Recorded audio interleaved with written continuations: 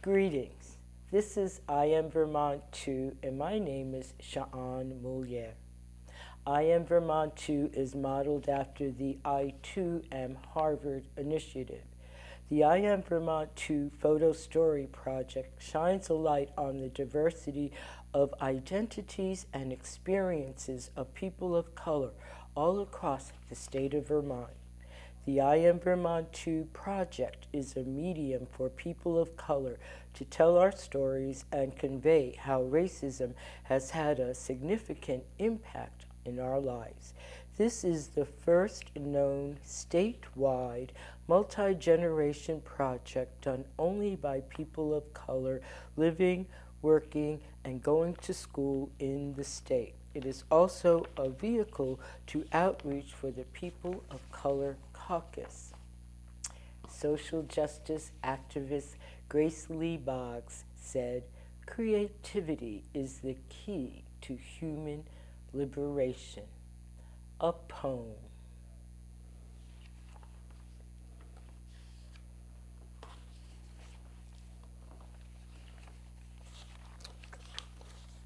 Lost my page already.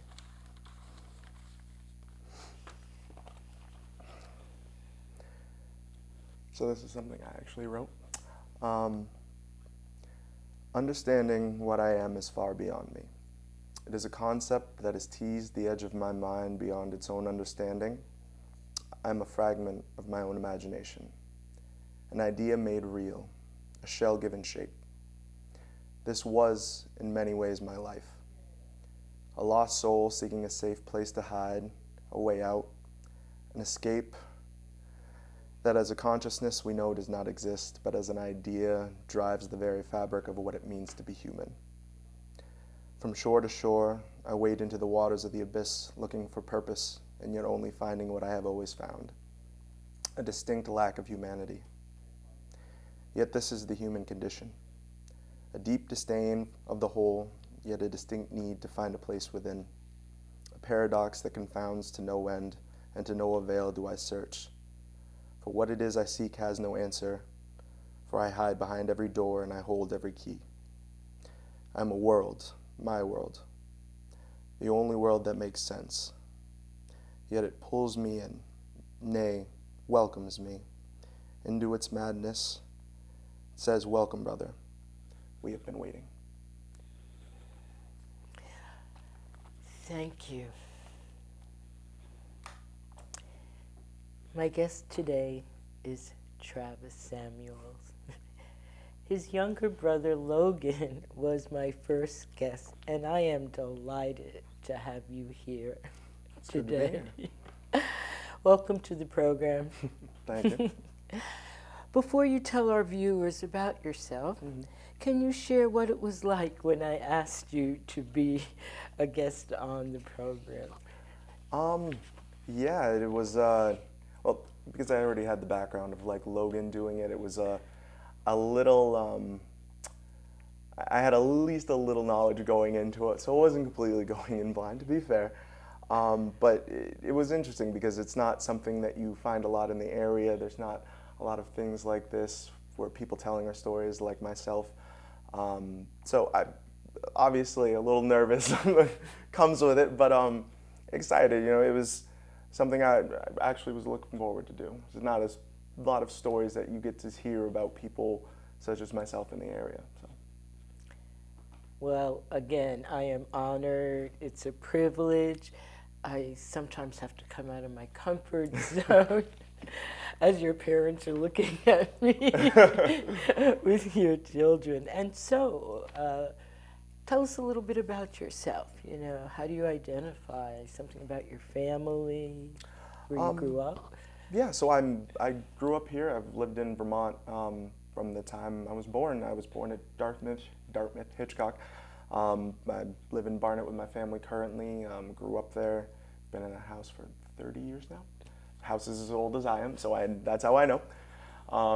28 years. But I've actually recently moved back after college. I kind of traveled around a little bit, but I've recently moved back to the area, working on some renovations and some properties and apartment buildings, and been very interested in kind of being a part of the community. As far as how I identify as a black or brown person, and it's kind of what I always tell people. They're like, well, you're mixed race. I'm like, well, there'll never be a time when anybody will assume that I'm white, so that's kind of the route we go down. But as far as like my family and things like that, my mother has been in the area for her entire life. She grew up in the area as well. Obviously, my father immigrated from Jamaica, must have been almost 32, 33 years ago, something like that. And yeah, I mean, I'm about as Vermont as anybody I can imagine. You left Vermont, Mm-hmm. and now you're back. So what was the reasons? Initially, growing up in this area, to be honest, I didn't really feel like I fit in here growing up a lot of the time. Getting out, especially towards the end of my high school career, became something that almost enveloped me a lot, feeling like a big fish in a small pond almost. And it kind of pushed me to want more and want to see different things. I mean, the idea that the world is such a big place and Vermont is a beautiful section of that, but there's so much to see and so much to do and there's so much out there. And for a young man in my position, it was, I want to see that, I want to experience, and I want to live life. And it was always the thought that, Vermont is always Vermont. Vermont's not going anywhere. It's not falling off a cliff anytime soon. So I can go and experience things, and if I feel the need, I can always come back. And here we are. Eventually, I did make it back. And I've seen you at the stand where your Lots of farmers father markets. is well known at the St. Johnsbury's Farmers Market for his delicious Jamaican food. So, what are you doing now?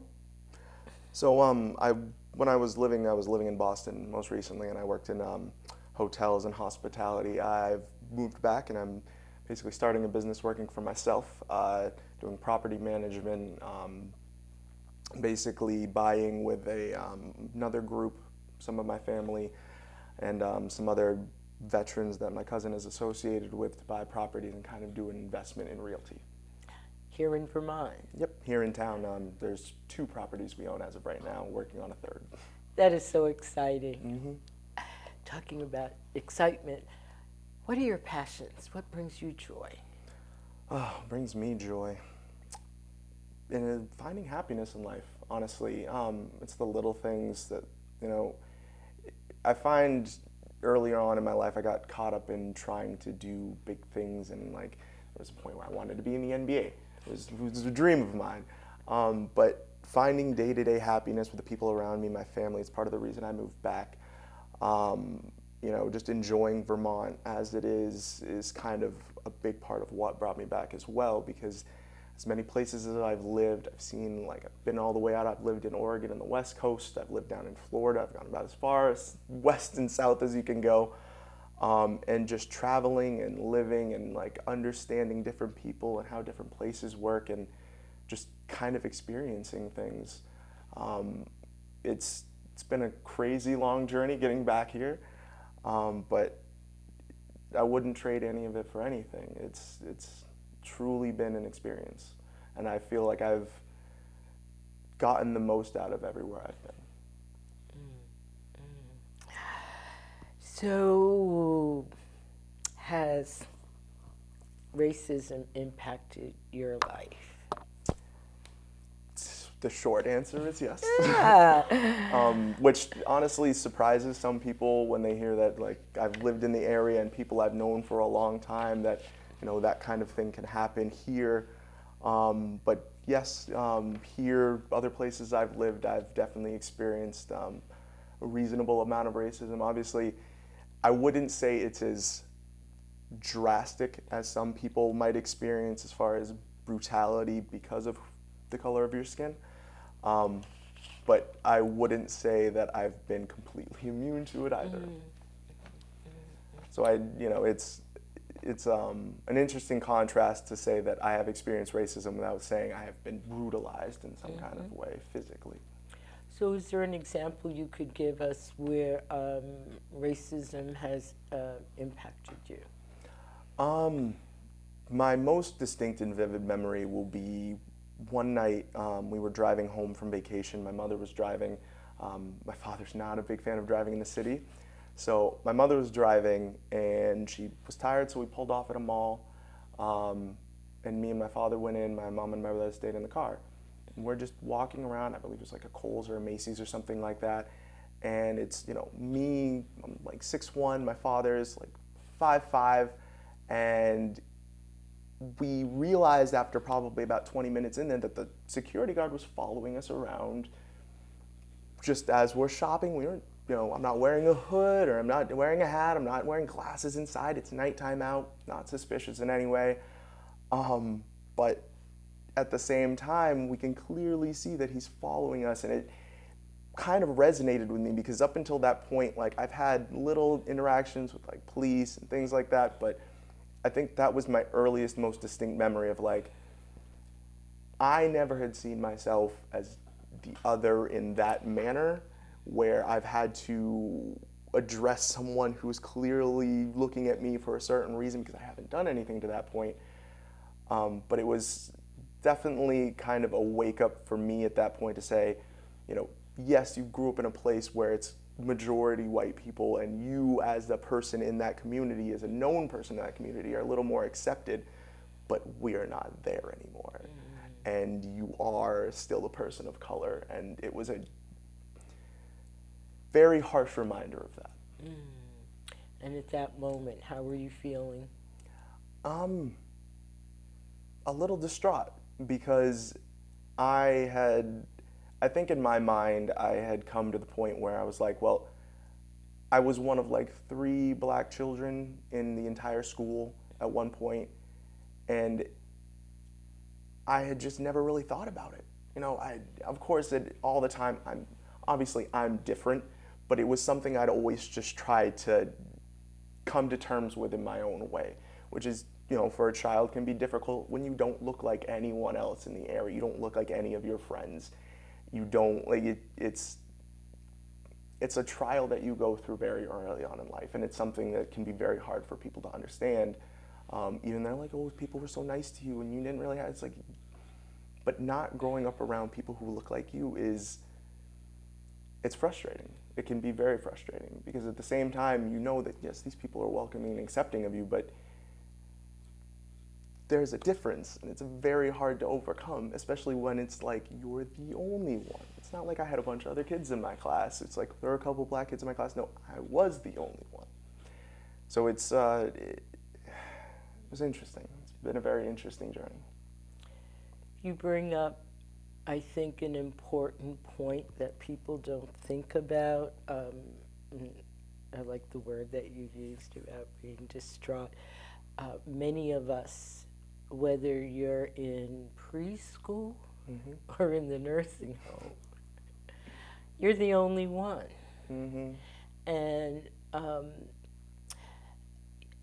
there's this dichotomy and a dance almost that you have to interact on many levels. So the level of I need to get along, I need to survive, from that all the way to where do I nourish my heart and my soul. I've had people say, well, why did you move here? Well, I moved here, but my grandsons didn't. Many people didn't. They were born here. And that our numbers being that are so low and not really recognizing what that day-to-day existence is like. So in that time, what would you need? What did you need? Well, it was difficult because my older brothers had like moved here. My father had moved here, so their experience was a little different. You know, it's hard to say what I would have needed at that time because I don't think there was anyone around who could have given me what I needed because it didn't really exist, that feeling of not so much community as it was a community that was equally represented, which, understanding that that's a lot to ask considering, you know, everything, the history and geography. But it would have been nice to just see more representation of me. But at the same time, the representation of people of color in the area, it's very stark in a contrast of, you know, this is what we kind of see people as, black people as, or brown people as in the media, and this is like, you know, it was always, I was treated differently because I was from here as opposed to I'm, you know, a person of color. Just knowing that I wouldn't always stick out everywhere I went. Being 6 feet tall plus and being a person of color in the area, you stick out a lot. And every once in a while, it would just be nice to blend in. Yeah, that environment where difference is the norm. Exactly. What barriers, if any, do you think you might have put up because of racial microaggressions? I would say that I have allowed people to be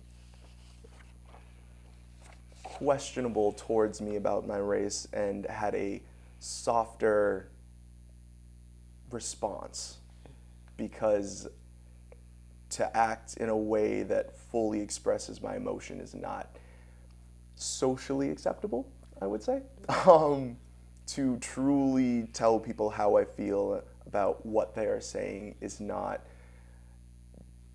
to put it in a very blunt term, I didn't want to be the angry black person. And I grew up as a young man, I was very angry.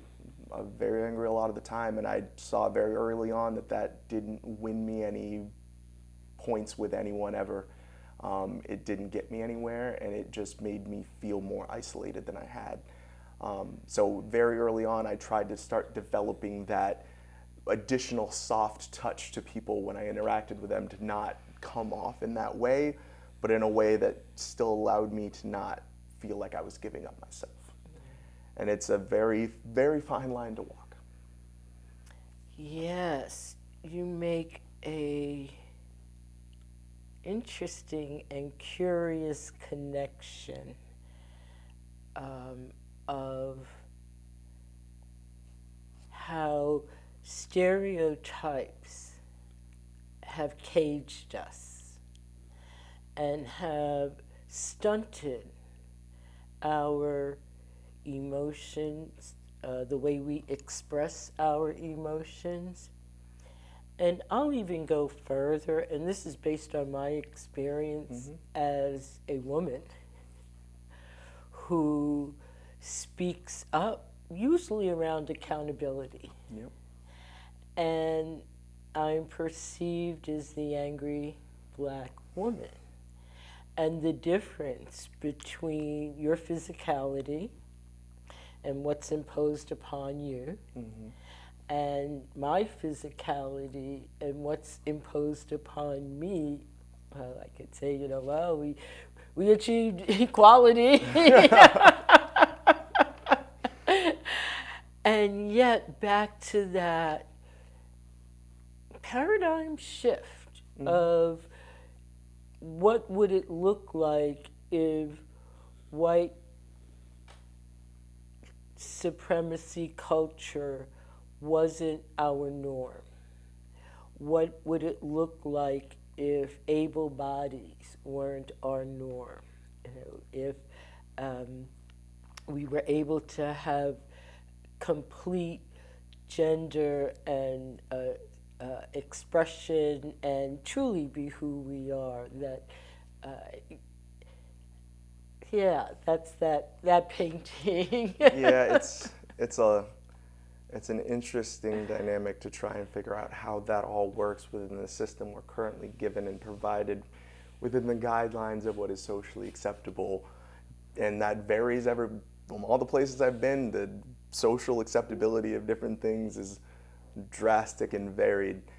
But in the place you grow up, you almost kind of understand it. And that's kind of what's helped me work within the confines of things. Because being from here, I understand the sensibilities. But being an other within that, you kind of see the outside issues and problems that you don't necessarily see because you're so ingrained in the culture and area. It's a lot. And as I've gotten older, it's gotten easier. But for a younger me, it was a little overwhelming. So I'll ask the younger and the present you, if you were to make a proposal, a suggestion to the community that would make your life where you are visible, where your experiences are validated, and your contributions to the community are valued, what would that be? Well, I would say mostly to just accept people like myself for who they are and what they are, and not to impose your own thoughts or ideas of what someone who looks like me should be like. For the most part, a lot of people in this area are accepting. I've had people recently, with everything going on in the world, come and reach out to me and actually try and ask me about these things and start these conversations. And it's a weird thing because things are going on everywhere else, but Vermont is always very quiet for the most part. And to have people, because of everything going on, start these kind of conversations with me has been a little bit interesting because that's not something that happened up until this point. So it's been interesting. But I would say to anyone in the area who is wondering about how it feels and what they can do and just what would make it easier for people to incorporate themselves in the community is just be open. You meet someone, accept them for who they are and not what everything in the world has told you about them up until this point. Meet them where they're at. As someone I've recently met has been telling me a lot. Meet them where they're at. People are, in my view, inherently trying to be accepted, and they want to be accepted.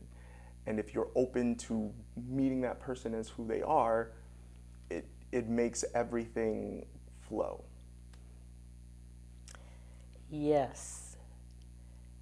And we come with a lot. And in meeting people where we are, it's, for me, a challenge of growth. If I'm expecting others to be open, where am I in that process? Sometimes my experience might filter my lens. Yep. And that my emotions and what has been said and done are all there, and to manage that, to navigate that, and being able to use that as an opportunity for growth for everyone that's involved. Any last words that you would like to share? I think the biggest thing that I'd like to share, and this is because it's kind of as far as microaggressions go, I'd say this is the biggest thing that always kind of touched me the wrong way anytime it came up or someone would say it, is that you are the whitest black person I know. And it always comes to mind, what do you mean when you say something like that? What are you trying to infer? And it's, my mother is white, my father is black, do you mean how the way I speak, the way I act, the way I dress? And it's one of those things I would say that don't say.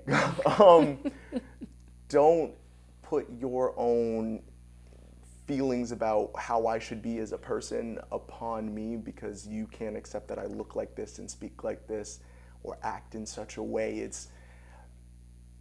It makes you feel more of an other, and I've heard that line or some variation of it as many times as I can think of in my entire life. And it's, you know, I grew up around all white people. I don't know I don't know exactly what people expect, but at the same time, you have to ask yourself, is it because I speak eloquently? Is it because I can, you know, verbally express my emotions and ideas in a way that you didn't expect? What is it exactly that you're trying to get across, what you're trying to say? What it feels like you're trying to say is, oh, well, you're not really a black person, when in reality, that just doesn't quite equate to what I see in the mirror every day. So I think what I would leave people with is the same thing I was kind of saying before. Meet people where they're at, accept them for who they are and not what you expect them to be. Oh, I'd like to thank you again. Of course. Your words of wisdom, your poem, and for being my guest. It's been wonderful to be here.